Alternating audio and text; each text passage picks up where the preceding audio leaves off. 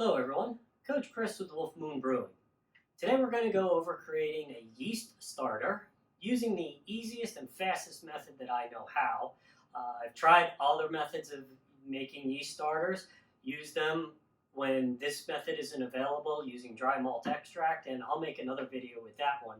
But for now, we're going to do it the easiest way I know how. So first off, about 3 hours ago, I took my yeast packet out of the fridge, which looked about like this. Shook there inside packets like this. There's a little smack pack in the bottom, so I just shake it down to the bottom and give it a good whack.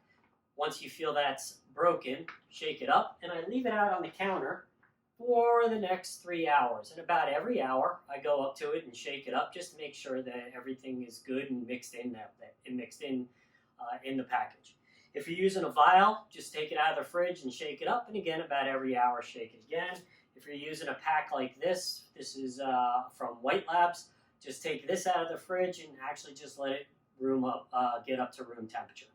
So let's go ahead and let's make a yeast starter. So over here I have a 2,000 milliliter Erlenmeyer flask that I have some Star sand in here at the bottom that I sprayed in, and it's been sitting in there for a little bit. I'm going to just turn that over, let that sit for a minute. I have a magnetic stir bar. I have a foam stopper. And you want a foam stopper. You don't want something that will not allow air in. You actually, during this phase of the yeast process, you actually want oxygen to get in. But you want to keep this sanitized, so you want to spray it down with sanitizer. We have my yeast packet. And as you can see, this one is very swollen. That's what's going to happen after you smack it and let it sit out on the counter for the next 3 hours. It's going to swell up. It means that everything in here is working the way it should. So actually, this is one of the most swollen I've ever gotten. So this one is ready to go. We have our 1 can of FastPitch by Northern Brewer. This is basically a concentrated wort that is ready to go. All we have to do is mix this with an even amount of water in our Erlenmeyer flask, add the yeast, and our yeast starter is done. So I've sprayed, and we have our 16-ounce bottle of water. I've sprayed everything, including my scissors, with my Star sand. So everything has been sanitized, everything's good to go. Take our Erlenmeyer flask. We're going to take our FastPitch. I'm going to drip off. You can see the couple drips of the Star sand. Open the can, pour that in. Again, this isn't rocket science. This is the easiest way to make a yeast starter. And honestly, sometimes I feel like I'm cheating because it's so simple to do it this way. Take our bottle of water, pour that in. Now, if you don't have bottled water, you can use filtered water or reverse osmosis water or whatever, and just refill the can so that you get an even 16 ounces. Take my magnetic stir stick, and drop that in. And again, this has all been sprayed down with Star sand, so everything has been sanitized. Now we're going to cut open the pack, and you can hear that pressure in there. Swirl it around a little bit. Pour the yeast into the flask.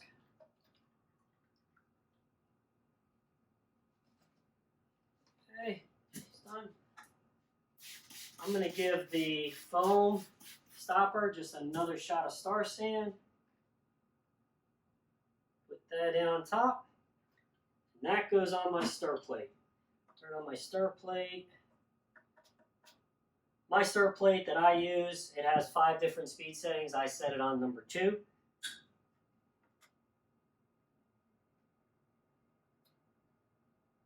And there it goes. Now what if you don't have a stir plate? That's fine. Just put it in your flask, put your stopper in it, and then every couple of hours, every 6 hours, whatever, come up to it and just give it a nice little shake and stir. Okay? You want to get some oxygen in there, so the shaking and the splashing actually will do that, and it will stir up your yeast. Let this run for 48 hours approximately. and after 48 hours, this is ready to pitch. You'll have multiplied the number of yeast cells in there and given yourself a much better chance at a successful fermentation with it. Okay, just make sure that that's going back again. There it goes. Also, you're going to want to leave this at room temperature between 65 and 75 degrees.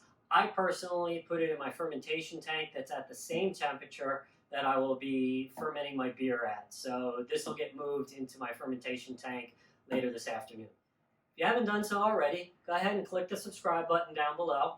Click the bell so you can be notified anytime I post a new video. And while you're down there, go ahead and give me a thumbs up on the like button. Thanks for watching. Remember, home brewing is fun, but so is drinking responsibly. I'm Coach Chris, and we'll see you next brew.